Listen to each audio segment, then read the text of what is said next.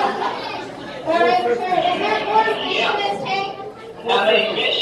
4. There's been approximately 1,000 fish in this tank. 1,000 fish. So there's a lot of fish in here. But do you guys know how many different types or species of fish are in this tank? 70? No? 1,000? Alright. So how many different fish are in this tank? There's about approximately 100 different species of fish in this tank.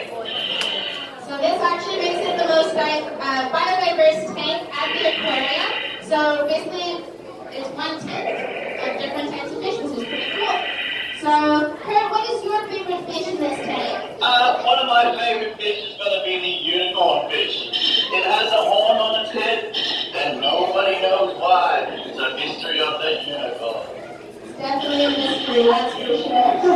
So you guys see that swimming guy? There's some over here.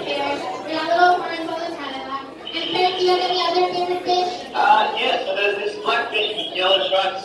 Or maybe it's a yellow fish with black stripes. I'm not too sure. I like that one. It's got a really simple name, and I like simple. Do you want to know its name? It's stripey. So you guys see the yellow fish with the black horizontal? Its name is literally stripey. Stripey. Yeah.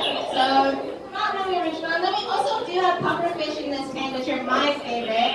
And they're really, really cute. You may see them swim by. I don't see any right now.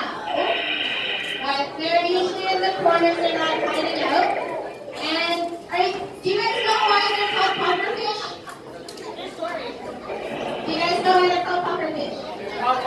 Yeah, they puff. Thank you. So these guys, the pufferfish will puff up only if they feel stressed out. And Kurt, have you ever seen the pufferfish in here puff up?